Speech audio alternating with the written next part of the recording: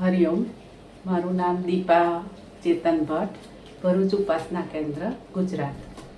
હું અને મારો પરિવાર લગભગ 2005થી બાપુના ચરણમાં, બાપુના સાનિધ્યમાં અમે છીએ. અને અમને લોકોને એટલા બધા અનુભવ થયા છે કે જો હું કહેવા જાઉં તો કદાચ આખો દિવસ પણ ઓછો પડે. પણ હું મારો એક અનુભવ હમણાં જે મને થયો છે 2 વર્ષ પહેલાંનો, તે હું તમને જણાવવા માંગીશ. તો 2019માં મારી ડોટરને MBBSમાં એડમિશન લેવાનું હતું અને અમે લોકોએ મતલબ કે એનું રિઝલ્ટ આવી ગયું એટલે લગભગ ગુજરાતમાં તો બધે જ મળે એવું હતું. પરંતુ એણે જે આઉટ ઓફ ગુજરાત માટે જે એડમિશન લેવા માટે જે આપી હતી એક્ઝામ, તો એમ્સ ને જીપમર એની અંદર પણ એને બહાર મળે એવું હતું. એમ્સ પણ દિલ્હી એમ્સ સિવાય બધે મળતું હતું, જોધપુર ને બધે. ને અમારી થોડી જોધપુરમાં જવાની ઈચ્છા હતી ખરી. એટલે અમારા લોકોનું એવું ડિસાઈડ તો હતું જ કે ધારો કે જો હવે એડમિશન મળી જાય અથવા તો એ પહેલાં એકવાર મુંબઈ જઈને બાપુના દર્શન કરી આવીએ, સુચિત દાદાના આશીર્વાદ લઈ આવીએ. એટલે અમે લોકો મારા ફાધર સાથે, અમે 3 જણા અને મારા ફાધર, અમે 4 જણા ત્યાં સુચિત દાદાને મળવા ગયા. દાદાએ સરસ અમને બધાને આશીર્વાદ આપ્યા. અને પછી એટલે મેં દાદાને પૂછ્યું કે દાદા, એને ગુજરાતમાં તો મળે એવું છે સ્ટેટમાં, પણ અમને એમ્સમાં પણ મળે એવું છે, તો અમે જઈએ આમ, કારણ કે ઈચ્છા છે એટલા માટે. તો દાદાએ તરત જ એવું કીધું કે અગર સ્ટેટ, મને હજુ પણ એ વાક્યો યાદ છે દાદાના, કે જે સર્વજ્ઞ કે ને બાપુ જે હોય, દાદા જે બોલે એટલે એ બાપુનું જ મહાવાક્ય હોય. એટલે જાણે કે સર્વજ્ઞ હોય એવો મને અનુભવ થયો. તો એમણે એવું કીધું कि जो तुमने स्टेट में मिलता हो, अगर आपको स्टेट में मिलता है तो बाहर जाने की क्या आवश्यकता है, क्या ज़रूरत है. तो પછી અમે લોકો તો એકબીજાની ફેસ સમજવા માંડ્યા કે આપણે અહીંયા આઉટ ઓફ એમાં મળે છે જોધપુર ને બધે, તો પછી ગુજરાતમાં શું કરવું હવે. છતાં પણ પછી ફરીથી મેં પાછું પૂછ્યું કે दादा स्टेट में, तो कि हाँ हाँ आपको स्टेट में मिलता है तो बाहर जाने की कोई ज़रूरत नहीं है. એટલે મેં તો એ વાત મારા ગળે ઉતરી ગઈ કે હવે બાપુની ઈચ્છા એવી જ છે કે આપણે અહીંયા સ્ટેટમાં જ રહીએ. પણ મારી ડોટર અને મારા હસબન્ડ એ લોકો થોડા હજી બી એમને વાત બહુ ગળે ઉતરી નહીં. એટલે એ લોકો કે જોઈએ, હજી એડમિશન થાય ને ત્યારે જોઈશું. કારણ કે સ્ટેટનું એડમિશન થવાની વાર હતી, બધા રિઝલ્ટ આવી ગયા હતા અને કન્ફર્મ હતું કે આપણને અહીંયા મળી શકે એવું છે. ઇવન KEM બોમ્બેમાં પણ મળે એવું હતું. પણ શું કહેવાય કે બાપુને ખબર જ હતી કે અમારી સાથે આગળ શું થવાનું છે. અને જે 2019ની વાત છે, એટલે અમે લોકોએ પછી મેં મારી ડોટરને સમજાવી કે હવે આમ પાછી એ માની જાય, કારણ કે એને પણ બાપુ પર બહુ જ વિશ્વાસ છે કે બાપુ આપણું સારું જ કરે અને બાપુ સિવાય કોઈ આપણે છે જ નહીં બીજું, આપણું હિત જ છું નહીં, બાપુ એની કૃપા.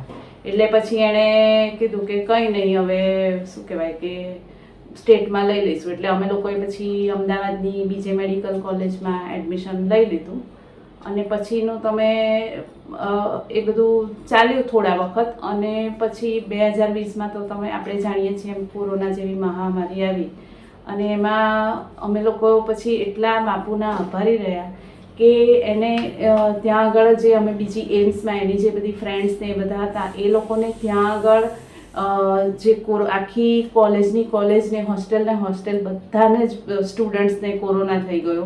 પ્લસ આટલા દૂરથી એ લોકો આવી શક્યા નહીં. અને શું કહેવાય કે ત્યાં આગળ એમને એટલી અને સાજા થાય ને પછી એમને કોરોનાની ડ્યુટી પણ આપી દીધી. અને અમે લકીલી એવું થયું કે અમારે તો ઘરે આવી હતી સેટરડે સન્ડે ને કોલેજમાંથી મેસેજ આવ્યો કે હવે કાલથી જ આપણે ઓનલાઈન ટીચિંગ છે. અને મારી ડોટરને પહેલેથી જ એવી જ છે કે એ કાયમ એની બધી જ બુક્સ એની જોડે જ લઈને આવે. એટલા બધા ઘરે આવે તો એટલા થેલા લઈને આવે, બુક્સ, બેગ, બધું. એટલે એને એવું કે ગમે ત્યારે મને કંઈક પણ વાંચવાની જરૂર પડે એમ કરીને. એટલે એ તો બધું લઈને જ આવી હતી. અને પછી ઓનલાઈન, એટલે અમે લોકો તો એટલા આમ નિશ્ચિંત થઈ ગયા કે બાપુને કેટલી બધી અમારી ખબર હતી. પ્લસ અમારે સિંગલ ચાઇલ્ડ છે એટલે મારી તો પહેલેથી જ એવી ઈચ્છા કે એ અમારી પાસે જ રહે અને સેટરડે સન્ડે અમારે મળવાનું થાય. એટલે બાપુએ એ વાત પણ મારી ધ્યાનમાં જ રાખેલી, કારણ કે હું જ્યારે એણે એમ્સની એક્ઝામ આપીને ત્યારે હું ને મારા હસબન્ડ અમે બેઉ તો બાપુને એવી જ પ્રાર્થના કરતા હતા કે એનો રેન્ક આવે જ નહીં, ઓછા માર્ક આવે, બસ સ્ટેટમાં મળે એવો. પણ લકીલી એમની જ કૃપાથી આવી તો ગયો. પણ પછી બાપુની એનાથી એટલું સારું અમારે એ થઈ ગયું. પછી અમારે ત્યાં આગળ એને પછી એક્ઝામ આવી તો જર્નલ્સ ને બધું સબમિટ કરવાનું હતું. તે અમારે એક પણ ત્યાં આગળ કોરોનામાં જવાની જરૂર ના પડી. ઇવન કોરોનાની ડ્યુટી પણ એ લોકોની કોલેજનાને આવી નથી, અને આવી હોત તો જતે. અને હવે પોતે જાતે એવું કહે છે કે હવે હું પીજી પણ અહીંયા જ, માસ્ટર MBBS તો અહીંયા જ, પીજી પણ હું સ્ટેટમાં જ કરીશ ને જો મને એડમિશન બાપુ અપાવશે તો હું આ જ કોલેજમાં લઈશ. એટલે અમે એટલા બાપુના કૃતજ્ઞ ને ઋણી છીએ કે બાપુને આપણી જે વર્ષ પછી જે આવવાની હતી, અને એ પોતે એની ફ્રેન્ડના બધાના જોઈએ તો કોઈને કોઈ ફેમિલીમાંથી આવી રીતના ડેથ, અને એટલે અમે તો એટલા બધા ખુશ થઈ ગયા કે અમારું જે ડિસિઝન બાપુએ જે અમને એ કરાવ્યું તે બહુ જ સારું કરાવ્યું. પછી જે સેકન્ડ વેવ આવી પછી એનું 1 વર્ષ જેવું લગભગ વચ્ચે એક્ઝામ આપવાની એવું જવાનું હતું. પછી સેકન્ડ યરમાં એને કોલેજ થોડો વખત ચાલી, પાછું લોકડાઉન અને પેલું ઓનલાઈન ટીચિંગ ચાલતું હતું. એ દરમિયાન મારા હસબન્ડને એમને પણ 2021 જે સેકન્ડ વેવ હતી એમાં કોરોના થયો.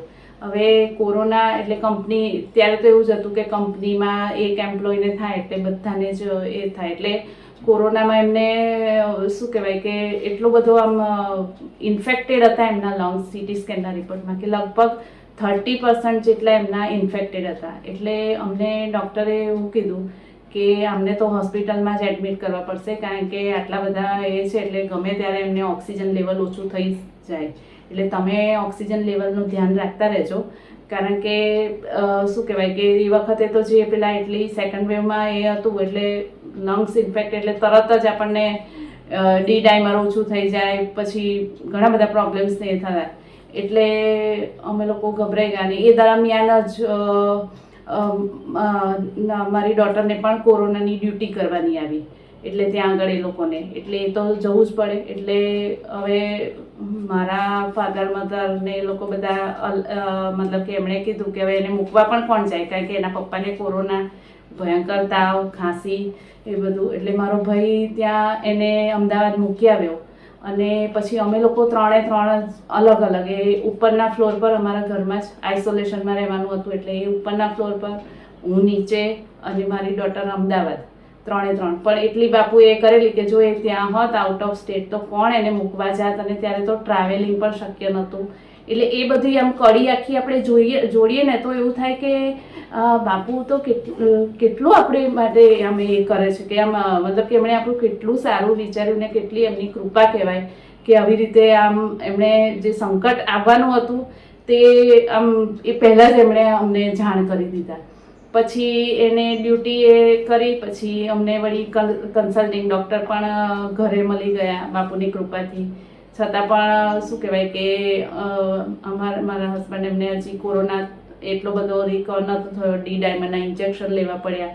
પછી મારા ફાધરે જે બાપુ દરેક શ્રદ્ધાવાનને જેને પણ આવ્યો આ કોરોના કાળ દરમિયાન, તો એ જે દત્ત આરાધના યંત્રની જે પૂજન એટલે દત્ત પૂજન જે કરાવતા હોય એ મારા ફાધરે ત્યાં આગળ નોંધાવ્યું, તે થઈ ગયું. પ્લસ આવી રીતના બાપુ દરેકને એમના કોરોના જેને પણ થયો એમના ફેમિલીને કે એને તો અનિરુદ્ધ ચાલીસા, રામ